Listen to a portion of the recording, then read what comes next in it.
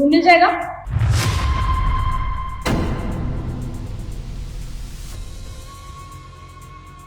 ओ hello, room दिखाने के लिए कहा है ना कि मेरे बॉयफ्रेंड को ताड़ने के लिए। रूम है तो बताओ।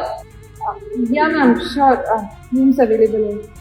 वो एक्चुअली आपके बॉयफ्रेंड की शक्ल मेरे हस्बैंड से मिलती है ना, तो बस ये रिकॉग्नाइज हो गया। मिलती होगी शक्ल, लेकिन ये मेरा बॉयफ्रेंड है, तुम्हारा हस्बैंड, समझी? चलो रूम दिखाओ। मैं कह रहा हूँ कि कहीं और रूम ले लेते ना यार, मुझे थोड़ा इरिटेट होने लगा। कहीं और चलते। मैं भी कहीं और क्यों जाना है? तुम्हें पता नहीं कितनी नाइट हो चुकी है और मैं बहुत बहुत थक भी गई हूँ।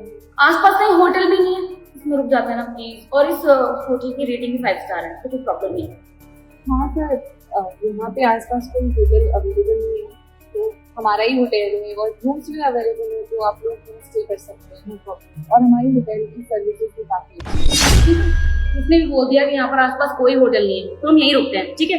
आप एक काम करो, आपने एक अच्छा सा एसी वाला रूम दे दो। Sure ma'am. By the way ma'am, आप दोनों बहुत अच्छे लग रहे हैं साथ में। कब से एक साथ? एक्चुअली हम दोनों को एक दूसरे को डेट करते करते 6 महीने हो चुके हैं। वैसे तुम बताओ अपना, तुम शादीशुदा हो? जी मैम, अब लव मैरिज हुई। अभी तक तो शादीशुदा थी, लेकिन अब मैं अपने पति से तलाक ला रहा हूँ। तलाक लोगी? लेकिन क्यों? अब सॉरी, मैं पूछना नहीं चाहिए इस तरीके से, लेकिन बता सकती हो मुझे कि तुम तलाक क्यों लेने वाली हो? दरअसल मैं भी बहुत जल्दी शादी करने वाली हूँ। मैम, जो मेरे हस्बैंड है वो मुझे चीट कर रहे हैं। मुझे कुछ देर पहले ही पता चला। तो ऐसे इंसान के साथ कौन ही औरत रहना चाहेगी ना, जब उसकी ज़िंदगी में उसकी जगह भी नहीं है, उसके रहते हुए वो बाहर अफेयर चला रहा है। तो आप फायदा है इंसान के साथ रहने का जो ट्रस्टवर्दी, लॉयल और ट्रांसपेरेंट भी ना हो अपनी ज़िंदगी के साथ। तुम्हारे साथ तो बहुत बुरा हो रहा है, क्योंकि तुमने लव मैरिज की, उसके बाद तुम्हारे पति ने तुम्हें चीट भी कर दिया। पता नहीं ऐसे लोग कहाँ से आते हैं जो अपनी बीवी को धोखा देते हैं। अब बेबी, तुम मुझे धोखा नहीं दोगे ना? अभी नहीं दीदी, प्यार करता हूँ उससे। मुझे तुम पर ट्रस्ट है कि तुम मुझे कभी धोखा नहीं दोगे। तुम इतना प्यार करते हो मुझसे। तुम्हारे पति ने तुम्हें धोखा दिया होगा, लेकिन मेरा बॉयफ्रेंड बहुत अच्छा है। तुम्हें पता है, मेरी सारी डिमांड्स पूरी करता है, और दिन में तो अपने घर वालों को ऑफिस का बोल के पूरे दिन मेरे साथ रहता है। Wow, you are so lucky. आपको इतने अच्छे बॉयफ्रेंड मिले हैं जो कि आपके पति भी बनने वाले हैं, अपना ख्याल रखते हैं और आपके लिए घर वालों से झूठ बोलकर आपके पास भी आते थे। Thank you so much. नहीं, इतनी बात करोगी यार? अभी तुम कह रही थी कि थक रही हो, तुम्हें रूम में नहीं जाना, तब से बातों में लगी हुई हो। ऐसा होने वाली कौन सी बात है? तुम उसमें इस तरीके से क्यों चिल्ला रहे हो? अच्छी लड़की है, अगर बात कर ली तो क्या कर दिया मैंने?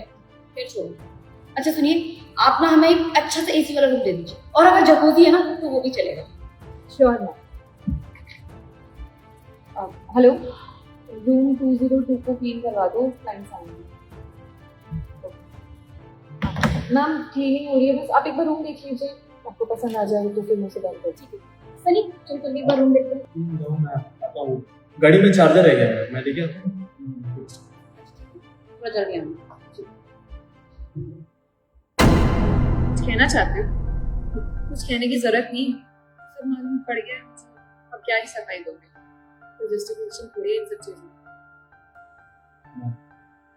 ये कह रहे थे माफी मांगना चाहती हूँ। मत मांगो माफी, कोई जरूरत नहीं। परेशान हो गए थे मुझसे, बोर हो गए थे। नहीं तो फिर शायद तुम मर्दों की फितरत ही ऐसी है।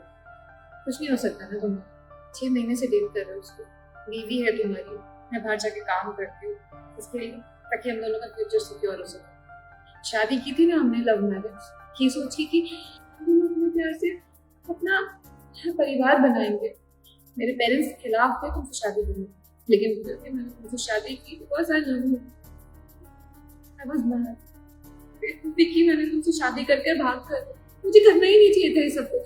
मेरा पूरा करियर बचा था मेरे पास, मैं करियर पे ध्यान देती, कुछ बन चुकी होती आज, और शायद इंडिया से बाहर होती, एक अच्छी पोस्ट पे होती है, एक अच्छी जॉब पे होती है, लेकिन नहीं, सब कुछ सैक्रिफाई करती है किसके लिए? सिर्फ अपने प्यार के लिए। और मुझे मेरे प्यार ने ये सजा दी। मेरा पति यहाँ पर आएगा, जिस होटल में मैं काम करती हूँ, उस होटल में कमरा मांगी किसी और, ठीक है सर? तुम्हें पता भी है अपने पति को किसी और औरत के साथ देखते तो उस पर क्या बीतती है। तुम नहीं समझोगे, क्योंकि तुम्हारे अंदर इमोशंस ही नहीं है।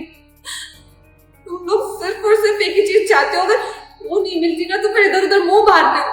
तुम तो कभी नहीं सुधर सकते। दुनिया की सबसे अच्छी चीज क्यों ना मिल जाए, लेकिन फिर भी मन भर जाएगा, क्योंकि वो आसानी से जो मिल जाती है। कहते हैं ना, जब कोई चीज आसानी से मिल जाए तो उसकी कदर नहीं होती। तुमने भी मेरी कदर नहीं की। I didn't expect anything like this. तुमने ना मेरा भरोसा तोड़ा और अब मैं तुम्हारे साथ बिल्कुल नहीं रहना चाहती। आज तो पहली बार किसी लड़की के साथ देखा है, मुझे लगता है कि और भी जगह और भी होटल्स में तुम कोई ना कोई लड़की को लेकर जाते होगे ना। तुम गिरे हुए इंसान हो, घटिया इंसान हो, और तुम जैसे इंसान से मैंने प्यार किया, मुझे तो शर्म आ रही है इतने प्यार पर। ऐसे मैं तुम्हारी शक्ल नहीं देख पाई। बस मैं अब कमजोर नहीं बनूंगी, मैं एक्शन लूंगी and I will give divorce to you. मैं पहली बार किसी के साथ आया हूँ ना, मैं आज के बाद कभी ऐसा नहीं करूंगा। मैं छोड़ दूंगा, मैं भी उसको सारा सब बता दूंगा।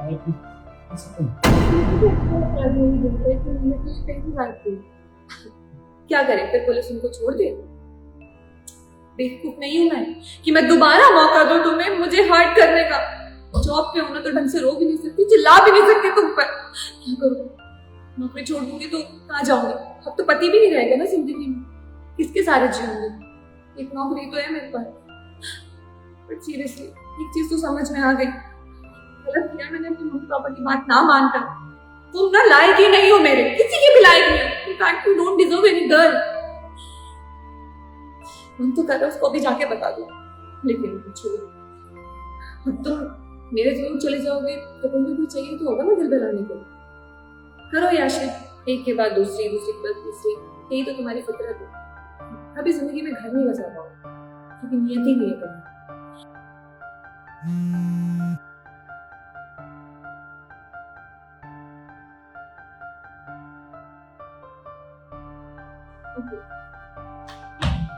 जब तुम्हारे रूम की सफाई हो गई, go and enjoy with your जाओ यहाँ से, and don't show me your face again. Go.